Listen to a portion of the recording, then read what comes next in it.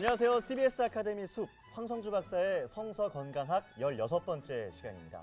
지난주에 우리가 그 재정적 치유에 관한 뭐니 해도 머니 중요하죠. 그게 아니라고 하셨잖아요. 그게 아니야. 예, 유용하게 잘 써야 된다는 맞아요. 강의를 들었는데 네. 저 개인적으로 정말 그 많이 와닿았던 것이 요즘에 우리 부부들, 신혼 부부들 맞아요. 집 장만할 때 대한민국에 대출받는 경우들이 많잖아요. 그렇죠. 저도 그 중에 한 명이었는데 빚은 욕심이야. 안 된다. 자족하는 마음으로 얼른 갚고 이제는 빚을 지지 말아야겠다. 이런 또 깨달음을 얻었고요. 또 깨달으면 뭐예요? 그 갚을 수 있는 능력 돼요? 열심히 일하려고 지금 내가 열심히 일하고 있대요. 지금 여기서 지금. 오늘 열심히 일을 할 거고요. 네. 그리고 우리 그 지음이 아기한테 나누고 좀 베푸는 법을 가르쳐야겠다 이런 마음도 좀 들었던 와, 잘 깨달으셨어요. 유용한 시간이었어요. 네. 대단했어요. 그러니까 열심히 해야 돼 진짜. 느껴져요. 느껴집니다 진짜. 자, 오늘도 우리에게 멋진 강의, 좋은 강의 펼쳐주실 황성주 박사님 박수로 모시겠습니다. 나와주시죠.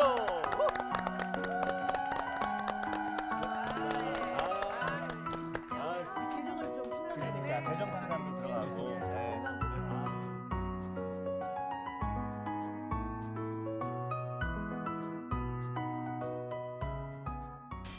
오늘은 그 지적 치유라고 해서요. 우리 이제 그 생각을 정말 이제 하나님께서 원하시는 그 생각으로 이렇게 바꾸는 게 참 중요한데 이제 보통 패러다임이라고 이야기하죠. 그러니까 이제 사고의 방식이 그래서 이제 우리가 이 생각이 바뀌어야 진정한 변화가 일어날 수 있고 또 생각이 바뀌어야 우리가 건강과 행복을 누릴 수가 있는데 제가 아프리카의 그 불가사의라는 책이 있는데요.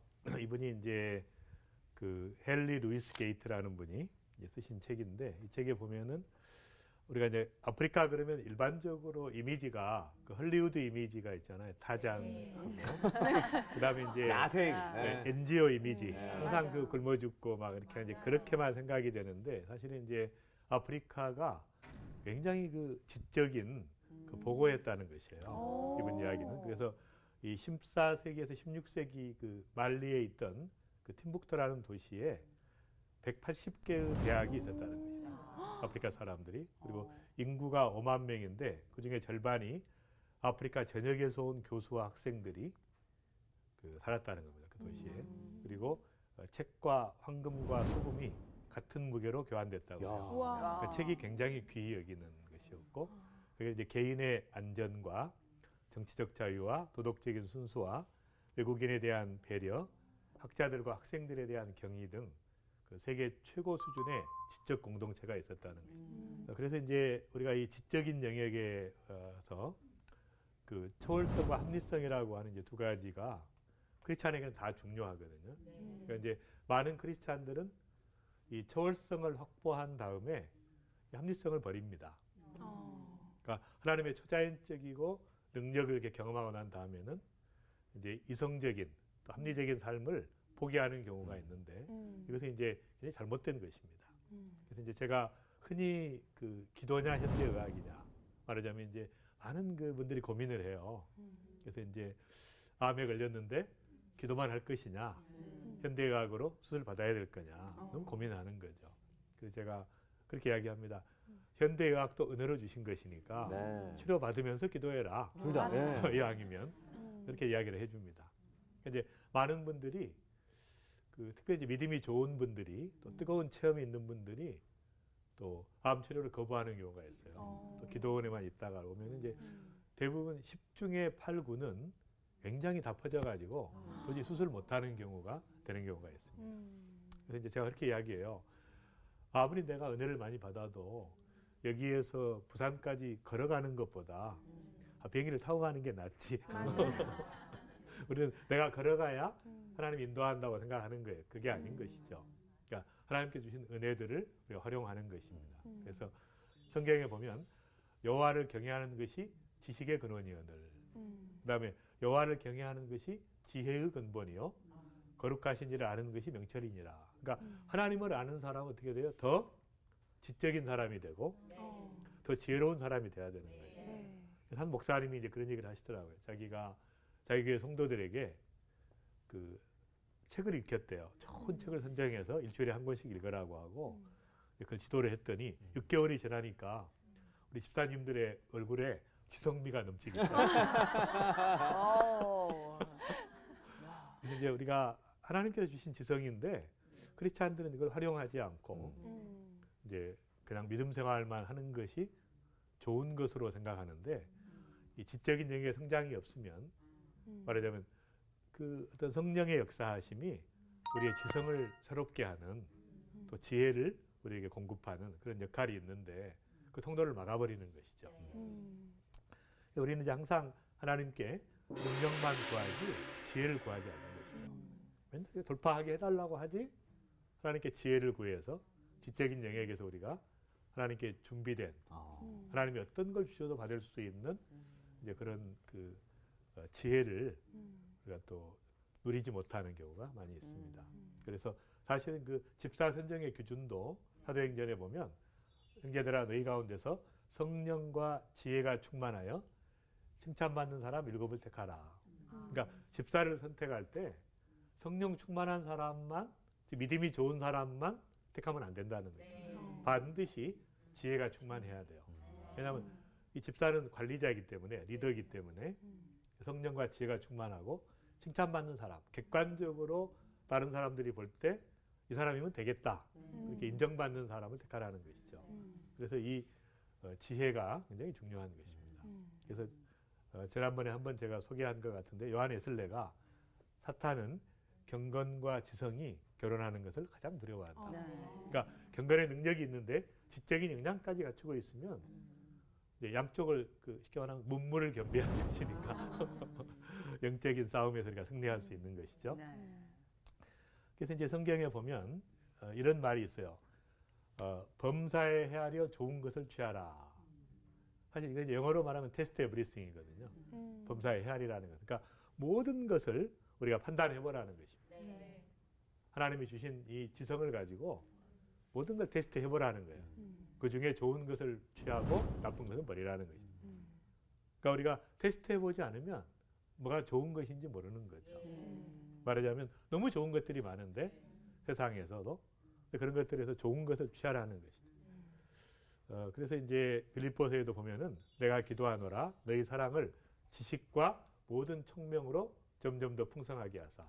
그러니까 사랑이 반드시 지식과 또 하나님의 총명으로 결합이 돼야 풍성하게 된다는 거예요. 그리고 지극히 선한 것을 분별하라는 거예요.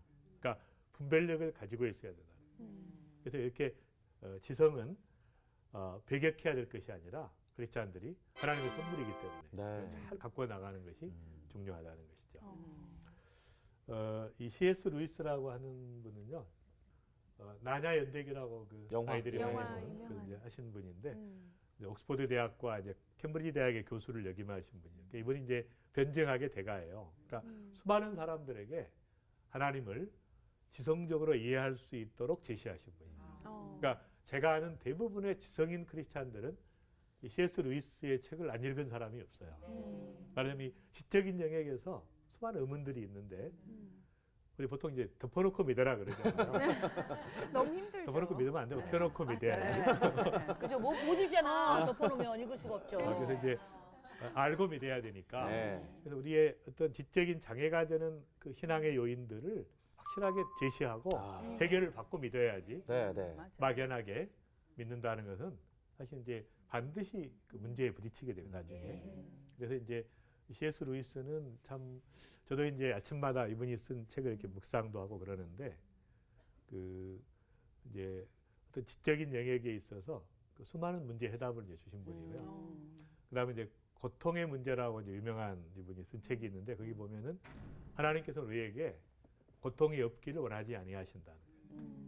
고통이 있더라도 그 고통을 통해서 다른 사람을 사랑하고 이해하고 또 그리스도의 고통을 이해할 수 있는 자로 자라기를 원하신다는 거예요.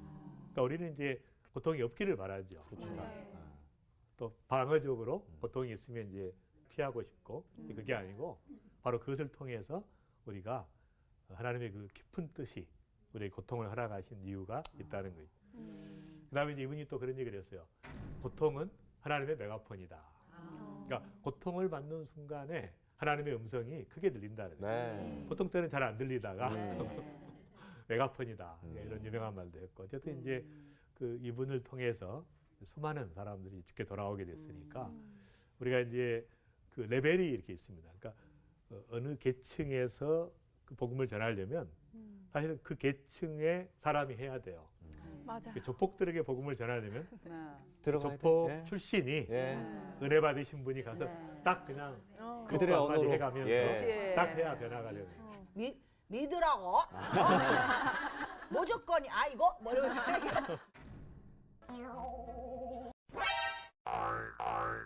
그래서 이제 지적인 사람들에게는 또 지성을 가진 사람이 경험한 그리스도를 소개하면 또 문제가 해결되게 돼 있으니까.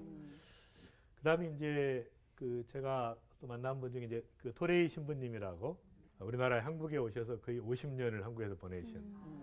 그러니까 선교사로 와가지고 가장 산골짜기 삼척에 그 당시에 아무것도 없는 50년 전에 그 삼척의 산골짜기에서 거기다 이제 그 움막을 하나 지으시면서 예손 시작을 하셨죠. 이제 그분을 제가 만날 때마다 큰 감동이 있었어요. 그러니까 굉장히 지적인 분이고 그 신학교 학장도 하셨던 분인데 이분이 그냥 시골에 가셔서 네. 이제 사람들을 수많은 영혼들을 구원하고 이제 키워냈는데 이분이 이제 한 번에 갔더니 이런 얘기를 하시는 거예요. 그 벤지냐 고물트럭이냐 이게 무슨 말이냐면 이런 벤지나 롤스로이스처럼 이렇게 지성을 갖춘 사람들이 성령이 충만해서 소리 없이 다니면서 조용하게 하나님의 일을 하는 게 이게 중요한데 그러니까 이렇게 지적인 사람들은 기도하지 않기 때문에 하나님의 능력이 없는 거예요. 그러니까 쓰임받지 못하는 거예요. 그러니까 그분 얘기가 한국에 그 당시에 그 수많은 봉사들이 있고 또 영적으로 영향력을 미치는 분들이 계신데 이분들은 이제 고물트럭이라는 거예요. 그러니까 역사는 일어나는데 맨날 그 고장이 자주 난다는 거예요. 안타까운 마음에 이렇게 이야기하시는 거예요. 그래서 이제 큰 역사를 일으키면 보면 꼭 큰 문제가 또 생긴단 말이에요. 그러니까 마음이 아픈 거예요. 그래서 이제 정말 그 어떤 하나님의 사람 아무도 주목하지 않지만 조용히 다니면서 하나님의 역사를 일으키는 그런 게 이제 필요한 것이죠. 그래서 하나님의 사람이 되려고 하면 이제 경건의 능력도 우리가 필요하고 또 그다음에 이제 사랑의 네트워크가 있어야 되고 자기 관리 능력이 또 있어야 되고 또 치유된 감성이 있어야 되고 그다음에 오늘 이제 변화된 지성이 필요하다. 그러니까 교만한 지성이 아니라 세상적인 지성이 아니라 하나님의 능력과 은혜 가운데 정말 이렇게 치유되고 회복되고 변화된 지성, 겸손한 지성 네. 가진 사람이 필요하다는 것입니다. 제가 이제 그 영적 거장인 그 프랜시스 셰퍼 박사를 이렇게 만나게 됐는데 이분도 마찬가지예요. 이분도 아까 C.S. 루이스처럼 수많은 지성인들이 지적인 문제를 해결받은 분이 바로 또 이분입니다. 그러니까 이분을 이제 제가 그 제자들을 통해서 이제 은혜를 많이 받게 됐는데 그분을 만나면서 그 중요한 변화가 하나 있었어요. 이분이 그 어떤 인간이 어떤 존재인가를 정의하는데 말하자면 하나님의 형상으로 창조된 존재라는 거예요. 하나님의 형상은 무엇인가? 이것을 정의하는데 10가지 영역으로 정의를 하시는 거예요. 하나님의 형상은 그러니까 우리가 하나님을 만나고 또 성령 안에서 말씀 안에서 신앙이 깊어지면 이 10가지 영역이 회복이 된다는 거예요. 근데 이 몸이 회복이 되고 두 번째 지성이 회복이 되고 감성이 회복이 되고 도덕성이 회복이 되고 사회성이 회복이 되고 창조성이 회복이 되고 또 전문성이라는 것이 회복이 되고 또 의지가 회복이 되고 또 경제성이 회복되고 리더십이 회복된다. 그러니까 본래 하나님께서 창조하실 때는 10가지가 온전한 모습으로 창조했는데 우리가 타락하면서 이게 다 망가지게 됐어요. 네. 그래서 이제 몸도 그 종합검진을 해보면 완전 이상이 없는 사람은 정말 드물어요. 다 어딘가 문제가 있어요. 맞아요. 또 지적으로도 이렇게 대화해보면 제일 많이 쓰는 용어가 있죠. 이상한 사람이라는 거예요. 이렇게 대화하다 보면 다 이상한 사람이에요. 다 비정상이니까. 다 또 문제가 있단 말이에요. 또 정서적으로도 다 상처 없는 사람이 없고 맞아요. 열등감이 없는 사람이 없고 또 도덕적으로도 뭐 이거 말할 필요가 없죠. 네. 죄 없는 사람이 없고 또 사회성도 관계에 문제 없는 사람이 없어요. 다 관계에 문제가 있고 또 창조성에도 문제가 있고 또 일하는 전문성에도 문제가 있고 또 의지가 약하다고 다 생각하고 그다음에 또 경제성에 이런 영역에서도 컨트롤이 안 되고 또 리더십도 문제가 많아. 그러니까 딱 우리 보면은 10가지 영역이 다 망가진 존재예요. 근데 우리가 구원받았다는 것은 이름에도 불구하고 완전하게 봐주시는 거예요. 하나님께서 예수 그리스도를 통해서 우리를 보시는 거예요. 그러니까 딱 자녀가 됐다는 얘기는 다 망가진 존재인데 자녀로 그냥 받아주시는 거예요. 네. 맞아요. 그 다음에 이제 구원받은 다음에 할 일이 뭐가 있어요? 바로 이 망가진 영역을 회복시키는 거죠. 그러니까 우리가 주님을 알아간다는 것은 몸이 회복이 되는 점점, 또 지성이 회복이 되고, 감성이 회복이 되고, 도덕성이 회복되고, 또 관계가 사회성이 회복되고, 창조성이 회복이 돼요. 저도 이제 주님을 믿고 나서 창조성이 제일 많이 회복이 됐어요. 지혜가 많아진 거예요. 그래서 막 아이디어를 너무 많이 주시니까 어떨 때는 제가 그렇게 기도해요. 하나님 수도꼭지 좀 잠궈 주세요. 막 쏟아부어 주시는. 그러니까 주님을 알고 나서 회복되는 전문성이 회복되고 또 의지와 경제성과 리더십이 회복되는. 그러니까 이제는 주님 앞에 가는 날까지 우리가 예수 믿고 나서 할 일이 없는 게 아니라 모든 영역이 회복되어서 우리의 전인격이 회복되고 그걸 통해서 수많은 영역을 또 사회 속에서 회복시키는 그런 사람으로 살아가라는 것이죠. 이분을 딱 만나고 나서 제가 완전히 그 영성의 지적 체계를 구축할 수 있었어요. 대가를 만나고 나서. 그래서 이제 그때부터 만약 이분을 안 만났으면 제가 목사만 됐거나 선교사만 됐었을 수 있어요. 근데 이분을 만났기 때문에 모든 영역이 다 하나님의 영역이에요. 그러니까 죄 짓는 것 빼고는 다 하나님의 일이고 다 영적인 일이니까. 기도하는 것도 영적인 일이지만 커피 마시는 것도 영적인 것이고 대화하는 것도 영적인 것이고 아내를 사랑하고 자녀를 사랑하는 것도 영적인 것이고 일하는 것도 영적인 것이죠. 그러니까 모든 영역에 예수님께서 행하셨던 모든 것이 다 영적인 것이죠. 그래서 그걸 제가 깨닫게 됐고요. 그 다음에 이제 그 성경이 얼마나 그 과학적으로 탁월한가 그걸 가르쳐 주신 분이 헨리 모리스 박사인데 그분이 이제 미국 그 창조과학회를 하셨던 분인데요. 이제 그분을 제가 만난 이후에 제 영역 가운데 어떻게 또 그 의학적인 영역에서 성경이 진리라는 사실을 증명할 수 있는 게 있을까? 이게 연구하다 보니까 할례의 비밀을 알게 됐어요. 말하자면 창세기 17장 12절에 너희의 대대로 모든 남자는 난지 8일 만에 할례를 받을 것이라. 이제 할례라는 것은 이제 복용수술이거든요. 일종의 복용수술인데 난지 8일째 되는 아이에게 의학도 발달하지 않았는데 네. 그걸 잘라낸다는 게 표피를 이제 굉장히 위험 부담이 있는 거죠. 그렇죠. 근데 가장 위험한 게 뭐냐면 혈액응고입니다. 피가 계속 나버리면 죽는 거니까. 이제 그걸 그 많은 분들이 이제 그런 의문을 가진 거죠. 그랬는데 1935년에 코펜하겐의 에치담 교수가 비타민 K라는 것이 말하면 혈액응고 인자가 있다는 것을 발견하는 것이에요. 비타민 K에 의해서 또 프로트롬빈이 트롬빈이 되면서 혈액응고가 되는 것이죠. 동일한 사실을 알게 됐어요. 근데 그게 그 다음에 이제 나단 스캔질러 교수가 연구해 보니까 너무 재밌는 것이 비타민 K와 프로트롬빈 두 가지가 충분해야 피가 응고될 수 있는데 태어난 다음에 이 비타민 K는 8일째 되는 날부터 정상 수준에 도달하더라고요. 그리고 프로트롬빈은 태어날 때 이렇게 그 3일째 되는 게 33%였는데 8일째 되는 그날에 110%예요. 다음 날은 다시 떨어지는 거예요. 그러니까 일생 중에 프로트롬빈이 가장 높은 날은 난지 8일째 되는 날이에요. 근데 하나님께서 우리를 지으셨기 때문에 너무 잘 아시는 거예요. 정확하게 8일 만에 할례를 받으라는 거예요. 그러니까 그걸 이해하지 못하면 하나님이 어떻게 잔인할 수가 있는가 맞아요. 이렇게 생각할 수 있죠. 우리 나에게 어떻게 칼을 대란 말이냐. 근데 그게 아니고 가장 안전하다는 것이죠. 맞아요. 이걸 알고 나니까 말하자면 이 말씀을 주신 것은 창세기를 기록한 모세오경을 기록한 연대는 BC 1450년인데 이 연구 결과는 1935년이니까 거의 한 3000년, 3300년 후에 밝혀진 것을 미리 하나님께서 말씀하신 거예요. 그래서 이제 이런 걸 보면 과학적으로 하나님의 말씀이 진리라는 거죠. 틀림없는 진리라는 거죠. 그 다음에 이제 또 재밌는 것은 너는 염소 새끼를 그 어미 젖으로 삼지 말라. 딱 이 말이 나와요. 생뚱맞게 성경에 이렇게 다른 얘기를 하다가 이게 무슨 말일까 했는데 중요한 얘기가 있는 거예요. 네. 고기하고 우유를 같이 먹지 말라는 거예요. 말하자면 이 고기 속에는 인이 많이 들어있어요. 그러니까 인과 칼슘의 비율이 인이 너무 높이면 많은 칼슘을 빼앗아갑니다. 그러니까 칼슘을 고갈 상태가 돼버리는 거죠. 그래서 이제 어린아이들이 그렇게 많이 우유를 먹어도 부족한 게 뭐예요? 고기를 같이 먹으니까 다 빠져나가는 거예요. 몸 안에 있는 칼슘들이. 그렇게 되는 것이고, 그 다음에 이제 이 칼슘과 인의 비율이 최소한 2대1인데, 그런 육식이나 인스턴트 식품이나 이런 걸 많이 먹게 되면 인의 비율이 굉장히 높습니다. 그러니까 칼슘을 다 뺏어가는 거예요.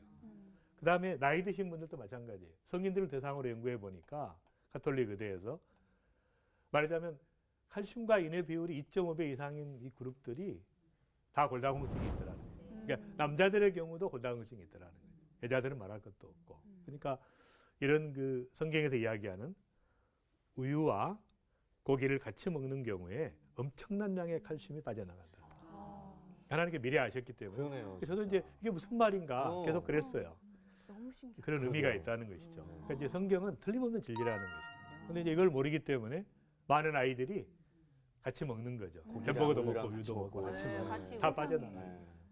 성경에 다 있었네요. 그러니까 옛날에 왜 침대는 과학입니다 그랬잖아요. 성경이 과학입니다. 예, 바꿔야 돼요. 이거 너무 신기해요. 내가 아까 말씀드린 이제 헨리 모리스 박사, 이분이 이제 미국 창조과학회를 만드신 분이에요. 그러니까 제가 대학 1학년 때 주님을 뜨겁게 믿고 온 날 딱 생각이 드는 거예요.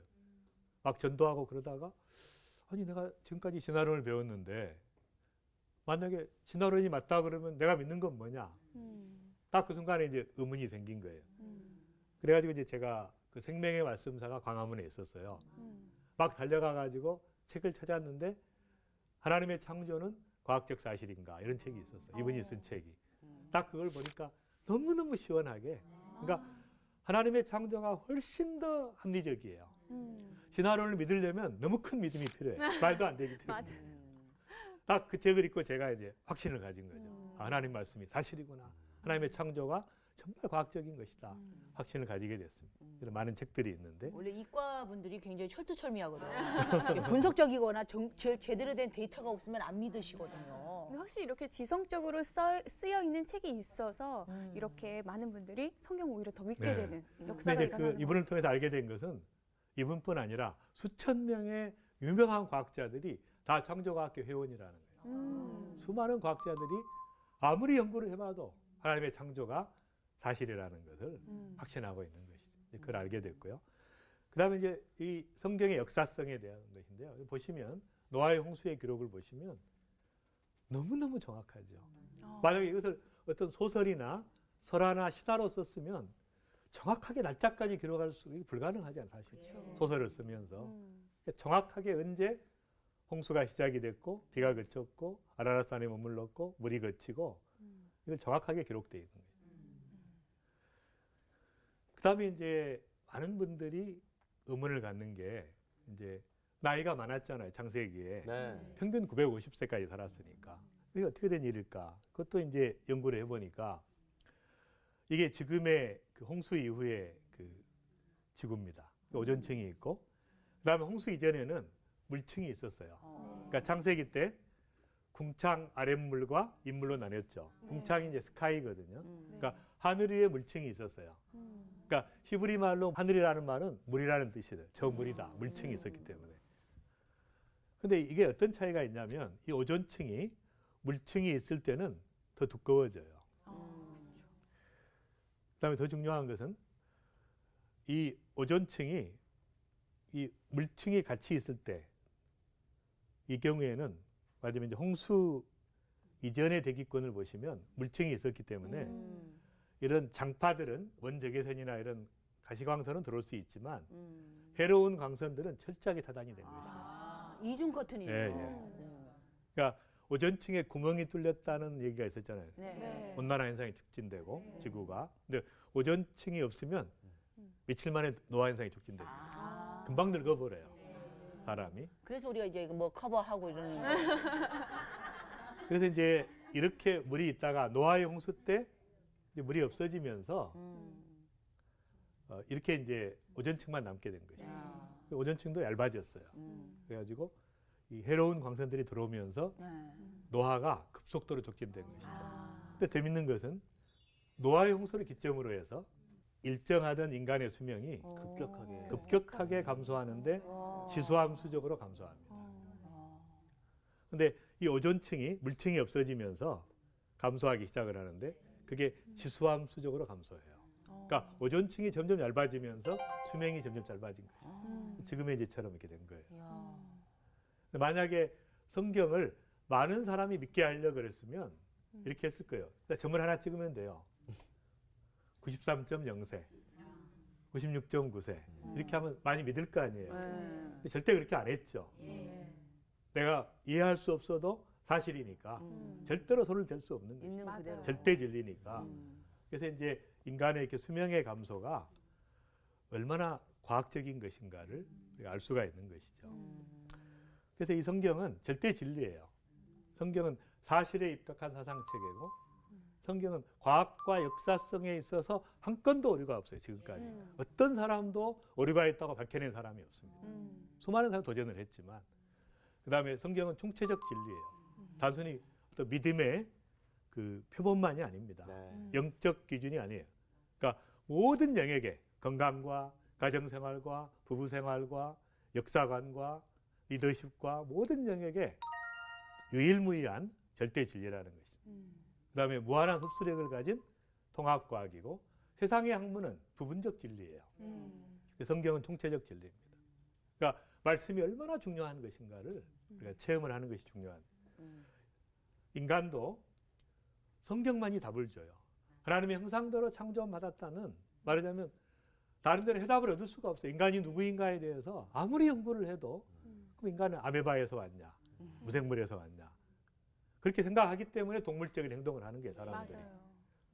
하나님의 형상대로 창조함 받은 존귀한 존재라는 걸 알면 함부로 대할 수 없죠. 사람을 귀히 여긴단 말이에요. 그러니까 우리도 나도 모르게 저 인간이 막 짐승이냐 뭐 이렇게 딱 세상적인 사고가. 그래서 이제 정말 귀하게 여겨야 돼요. 말을 조심해야 돼요. 하나님의 형상이기 때문에. 그러게 우리 근원이 어디냐라는 걸 의식하는 것도 되게 중요한 것 같아요. 진짜 중요한 것 그러니까 같아요. 왜 혈통 따지고 이러는 게 왠지 혈통이 대단한 혈통이면 내가 좀 조심해야 될 것 같고 쌍놈 집안이다 이러면 막 해도 될 것 같고 그런데 그걸 우리가 이제 하나님의 형상이다 맞습니다. 아니면은 뭐 우리가 어느 생명체에서 왔는지 모른다는 거의 차이는 큰 것 같아요. 너무 귀한 존재예요. 아, 저만이 아니라 여기 다. 다 귀한 존재. 이제 하나님 형상대로 창조함 받다는 바로 이것이 세상 속에 들어가면 다 회복이 될 수 있어요. 근데 이게 아니기 때문에 힘든 것이죠. 그래서 이 성경은 전 우주와 한 영혼을 바꿀 수 없을 정도로 너무너무 귀하다는 거예요. 그러니까 성경적인 인간관은 뭐예요? 한 영혼이 천하보다 귀하다. 전 우주보다 귀하다는 거예요. 그것을 우리가 인식하고 살아가는 거예요. 이건 성경만이 줄 수 있는 가치관이에요. 그래서 제가 이제 사랑의 봉사단 사역을 이때가 이제 제가 의과대학 교수 때인데요. 35살 때 이제 처음으로 나가서 이제 사랑의 그래서 이제 방글라데시에 갔어요. 청바지 입으셨네요. 면바지. 가장 저 어려운 그 분들이 이제 고통받는 이웃들을 이제 돕는. 그때 이제 제가 그 하나님께 주신 은혜가 이들도 하나님의 형상이라는. 고통받는 이들도. 그래서 이제 그때 이제 그 사랑의 봉사단을 했던 것이 제가 이제 한 20년 동안 이제 1년에 한 100번씩 비행기를 타고 전 세계를 다니면서 이제 사역할 수 있는 그런 기회가 됐었습니다. 그다음에 중요한 게 이제 학문에 관한 것인데요. 학문에 관한. 그러니까 세상의 학문은 그 가치 없는 것인가? 그런 것이 아니고 아까 말한 것처럼 부분적인 진리를 가지고 있다는 것이죠. 하지만 이제 우리의 마음을 연구하는 심리학을 보면 생물학적인 심리학이 있어요. 생물학적인 특성이 있어요, 우리가. 일부를 표현하고 있어요. 이게 다 맞는 게 아닙니다. 이만큼은 맞아요.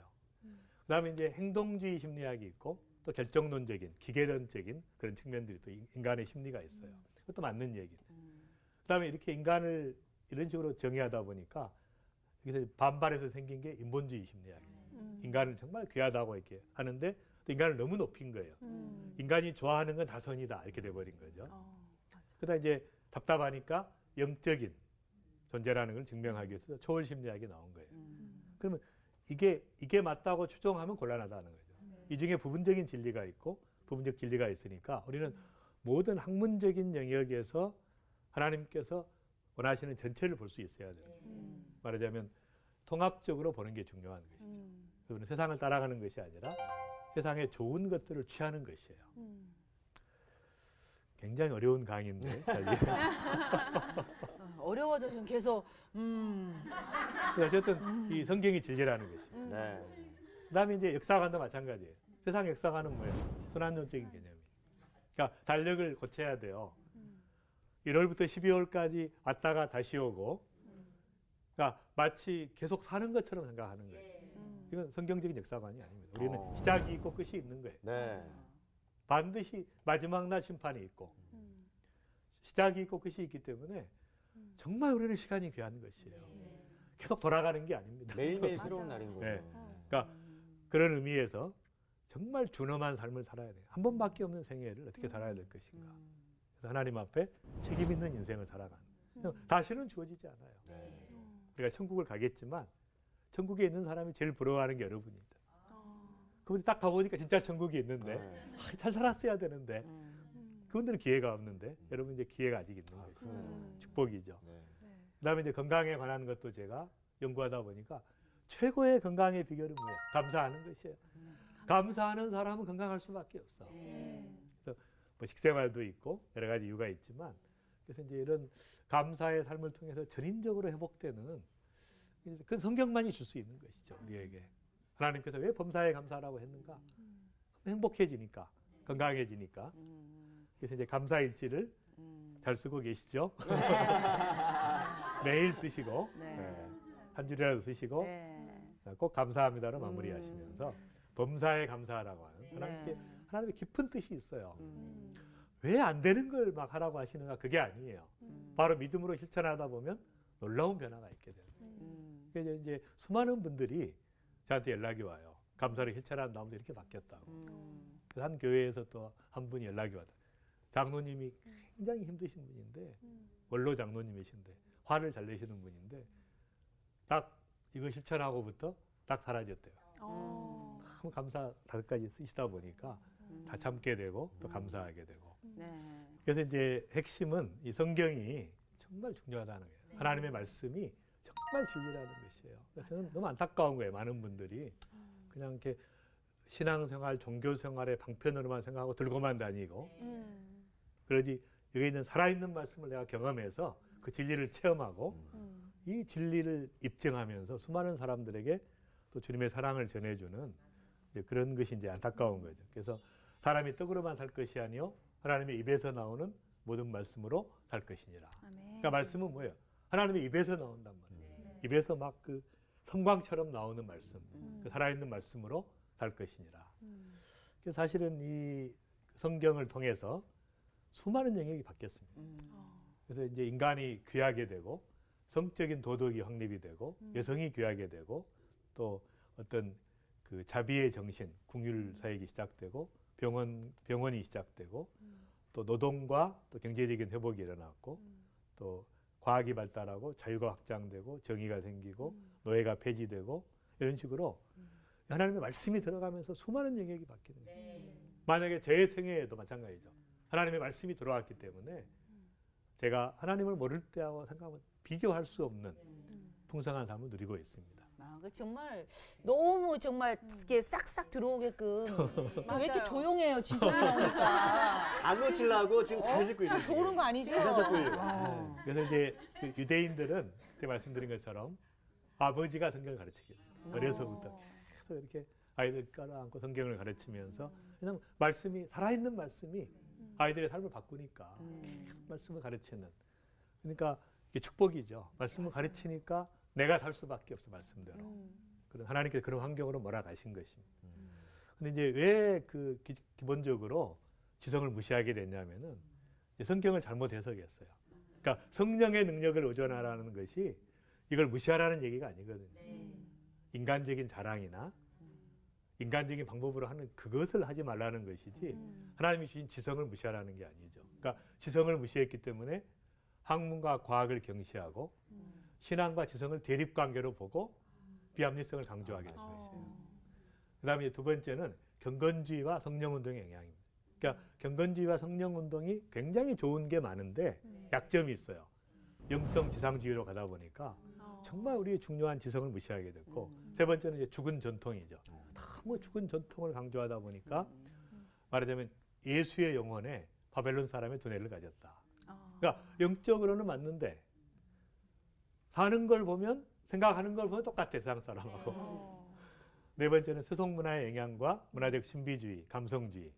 그래서 생각하지 않도록 하는 게 현대 문화잖아요. 무조건 즐기라는 거예요. 생각하지 말라는 것이죠. 이런 것들에 의해서 지성을 무시하게 됐고, 그래서 이제 이렇게 잘못된 가르침은 잘못된 결과를 낳습니다. 힘은 들어 거두기 때문에. 그러니까 기독교가 진리임을 강조하지 않으면 하나의 종교로 전락할 수밖에 없는 거예요. 기독교는 종교가 아니에요. 맞아요. 기독교는 진리지. 복음이고 사랑이고 진리고 절대 사실이고, 성경은 하나라도 부인되면 다 부인됩니다. 네. 맞아요. 그러니까 이런 절대 사실과 절대 진리에 입각해서 진리를 받아들이는 사람은 삶이 바뀌는 거예요. 놀라운 삶을 살게 되는 것이죠. 그래서 성경은 모든 문제를 다 언급하지 않습니다. 다만 성경적 지성을 가지고 모든 것을 판단하되 이 변화된 지성은 성경 진리에 의해 통제되는 거예요. 말하자면 우리가 하나님의 성경 말씀으로 성령으로 변화된 지성을 가지고 판단하는 거죠. 예를 들면 이제 집에 갈 때 기도하지 않죠. 주여 몇 번을 타야 우리 집에 갈 수 있습니까? 우리 이제 이미 주셨기 때문에 주신 것을 가지고 판단하면 되는 거죠. 그러니까 대부분의 문제는 성경에 있지 않아요. 그러니까 결혼을 누구하고 할 것인가. 근데 믿지 않는 자와 멍에를 같이 하지 말라. 그 말씀은 있죠. 그러면 믿는 자 중에 누구냐? 그건 성경에 없기 때문에 자기가 기도하면서 판단을 해야 되는 거예요. 그러니까 변화된 지성을 가지고 판단하되 이 지성은 다시 성경에 의해 통제되는 것이고, 이 세상은 진리와 비진리의 싸움터예요.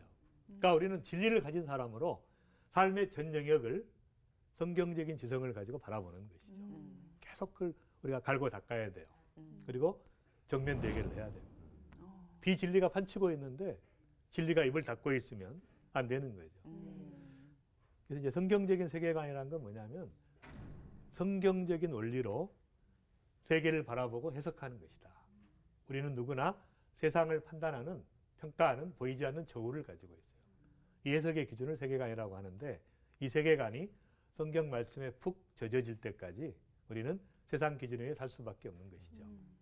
그래서 이제 이런 모든 영역에 있어서 어떻게 우리가 하나님께서 원하시는 방식으로 살아갈 수 있는가, 이 가치관을 수립하는 것이니까, 그러려면은 우리가 성경적으로 사고하도록, 그 다음에 우주와 역사 속에 기록해 놓으신 메시지를 이해하도록, 또한 정보와 아이디어와 통찰력을 통해서 이웃을 섬기는, 말하자면 우리는 지적인 것을 가지고 내가 혼자 누리는 것이 아니라 수많은 사람을 도울 수가 있어요. 그러니까 저는 아프리카에 가보면, 또 인도나 어려운 지역에 가보면 제가 가지고 있는 지식이 너무 도움이 됩니다. 그러니까 섬김의 지식이에요. 그러니까 변화된 지성을 가진 지성인들은 나 혼자 여기서 자랑하는 것이 아니라 어떻게 수많은 사람을 섬길 수 있는가. 그래서 제가 지적 치유의 비결인데요. 첫 번째는 끝없이 배우라는 거예요. 정말 겸손한 자세로 평생 학도가 되고, 두 번째는 책을 많이 읽으라는 거예요. 그래서 이제 성경과 좋은 책을 많이 읽고, 왜냐하면 자기가 읽으면서 깨달아지는 것은 자기 것이 돼요. 이게 중요한 것입니다. 세 번째는 가르쳐야 내 것이 돼요. 아는 것으로 끝나지 말고 반드시 아는 지식이 있으면 남편을 붙잡고 애들을 붙잡고 가르쳐야 돼. 오늘 배운 걸 가르쳐야 내 것이 돼요. 맞아요. 그 다음에 이제 하다 보면 학자가 됩니다. 다 아마추어 학자가 더 무서운 것이죠. 학자가 돼요. 마지막에 저술을 가는. 그러니까 반드시 책을 한 권 남기셔야 돼. 감사 노트만 써도 책이 남습니다. 그래서 평생 내가 살았다고 하는 흔적을 남겨야 돼. 자녀들에게, 다른 사람들에게 그 유산을 넘겨줘야 돼요. 근데 혼자 잘 살다 가버리면 아무도 기록이 없잖아요. 맞아요. 그래서 이제 이런 영역에서 중요하고, 제가 이제 이런 말을 읽었어요. 청년기에 책을 읽는 것은 지하실의 창문을 통해 달을 보는 것과 같고, 중년기에 책을 읽는 것은 자기 집 뜰에서 달을 보는 것과 같고, 노년에 이르러 책을 보는 것은 창공 아래 들판에서 책을 보는 것과 같다. 그러니까 똑같은 책도 제가 이제 미우라 아야코의 길은 여기에라는 책을 봐서 일본에 갔을 때 이번에 너무 감동이 되는 것이에요. 네. 그러니까 대학생 때 봤는데 그때하고는 비교가 안 되는 거예요. 그렇죠. 똑같은 책도. 네. 그래서 책을 2권 읽은 사람이 1권 읽은 사람을 지배하게 돼 있다. 유명한 말도 있는데 네. 예수님께서는 그래서 이제 자신의 전 삶을 통해서 하나님에 대한 총체적 진리를 드러내신 거예요. 그러니까 어떻게 하면 우리의 삶을 통해서 하나님의 살아있는 진리가 드러날 수 있는가. 그래서 우리가 끊임없이 우리의 지성을 개발하고 또 성경적으로 사고할 수 있는 변화된 지성을 갖는 여러분들이 되시기를 바랍니다. 네. 감사합니다. 고맙습니다. 감사합니다.